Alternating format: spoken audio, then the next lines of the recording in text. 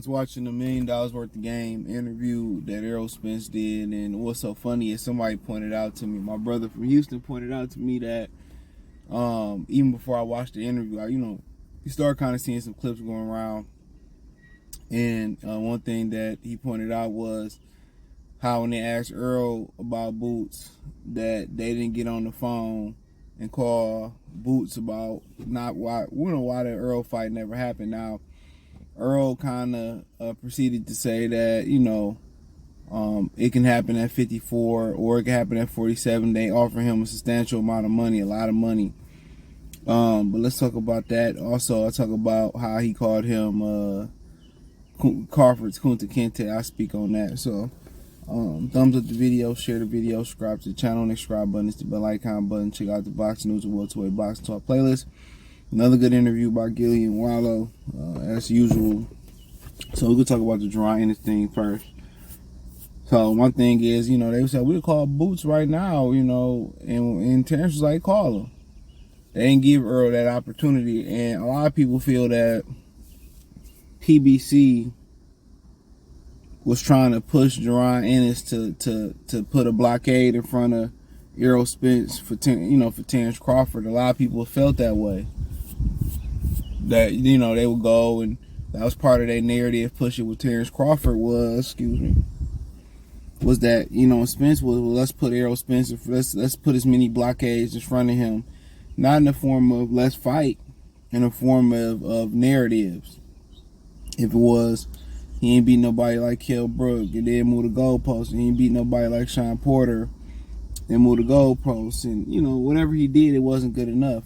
They continued to move the goalposts, and it was Jerron Ennis. And then when BLK Prime was willing to step in, they said, well, we want to make an offer to fight Jerron Ennis. Then that's when Other basically came in and said, we got a contract, and we're not interested. It wasn't a counter offer to Bud or nothing like that. Like I said before, these dudes just be talking. You can't believe what a fighter said. What a fighter say, what he want, and what's actually happening are different things.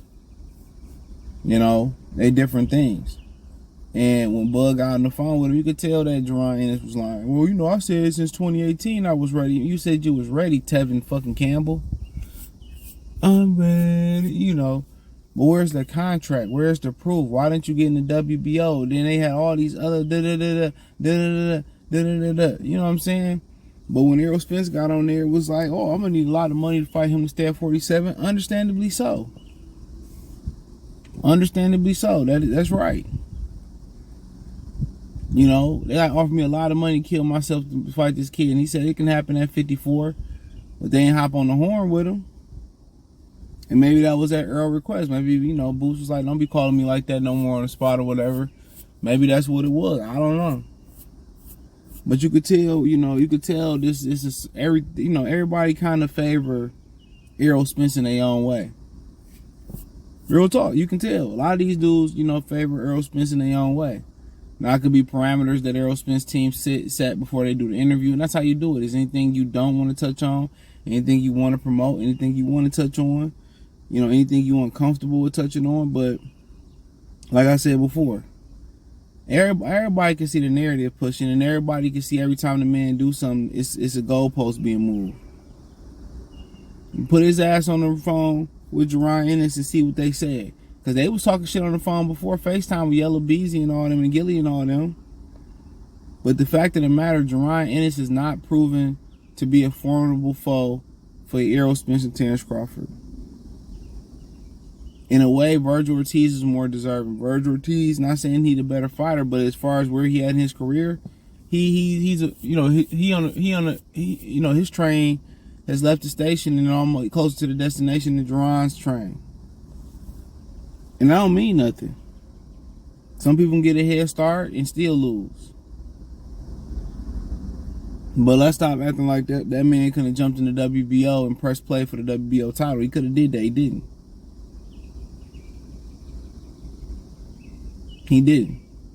But, it's all like, they was like, well, I go 54. You going to dub, boo, boo, boo. It is what it is. Boots got Virgil Ortiz problems, Theonis problems, Riemann Vila problems. He a hell of a fighter. But to sit there and put him like on this pedestal and this fast track, man, we got to go through the proper precautions like everybody else.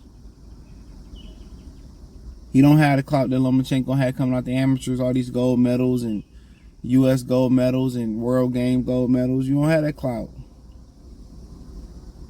You know, you people just realizing like he finally starting as the main event on TV, on Showtime.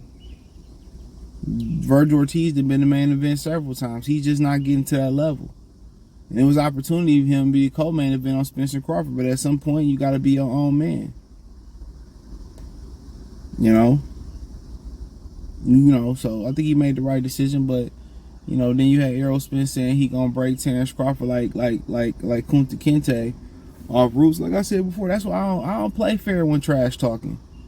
When we having a heated debate, we playing the dozens, or you having an argument with somebody and they want to take it to the point where they want to yell and scream and do dumb shit. I'm playing foul.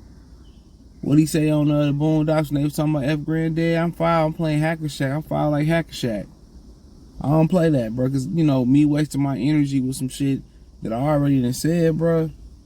You know, we should have an understanding already, dude. I'm not about to, if I had to raise my voice at you and get out of character, well, I'm going to get disrespectful. In my blue face, well, I'm going to get disrespectful. And he kind of like hesitated before he said, that's why I don't play fair. Ain't no rules in war. And Terence Crawford he wanna speak with grace and class and don't want, people to come off like they two ninjas. But no, this nigga just basically, like I told y'all, what Derrick James and Errol Spence and them do, and what PBC fans do, all they do is bounce ideas off each other. All they do is reciprocate their energy for Terence Crawford. He know that they called Errol Spence Terence Crawford top ranked Toby. So you think it was a coincidence that he said he gonna break him like Kunta Kinte? Out of all the people you could have said, you probably could say I could break him like Bane broke Batman back. You know what I'm saying? I'm going to break him like a pencil. I'm going to break him like that pencil John Wick killed 3 people with at a bar. You know? It's so much shit you could say, but out of all the shit you said, you take that moment of Kunta Kinte getting broken down to say Toby. He took a lot of lashings and his foot got cut off and, he did a lot of shit, man. That's what I'm saying. Terence Crawford is a tough fighter. And he a real good fighter. He a tough fighter. And that's what I'm trying to say. Well, you couldn't have said it without using a racially insensitive moment, even if it was a fucking movie. But a lot of people know a lot of shit like that did happen. That's why I said before, dude, I would get mad disrespectful when it's war, when it's me versus you. I'm not playing, man. I'm talking about the nigga. I'm talking about Mo3 chasing you. Nigga, I'm talking all that shit, bro. I'm getting personal. I'm sending your BM flowers and walking out your BM. These niggas be trying to just play nice. Ain't no handshake agreements in the clinch when it's in war. When these dudes can take an opportunity to take a shot at you, they will.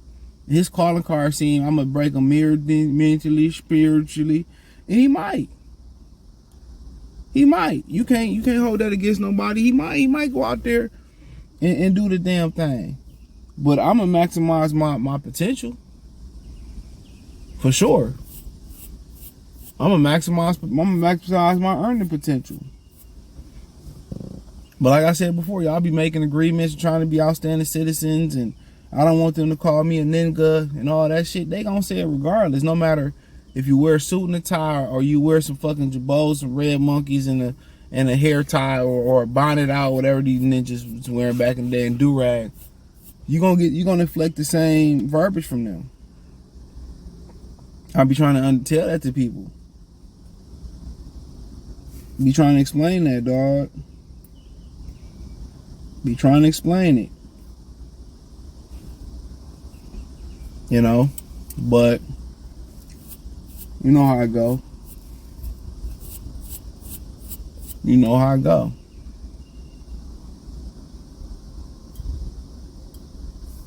You know how I go.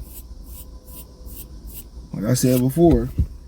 And people gonna say, oh, there ain't nothing. But the buzz said, well, I'm gonna break him like they did Kunta Kinte into Toby. You know what I mean? Niggas be talking about, oh man, this nigga, oh ass nigga, man, he hating on Errol. That was racially insensitive and cool ass nigga. You know what I mean? Niggas be saying that shit.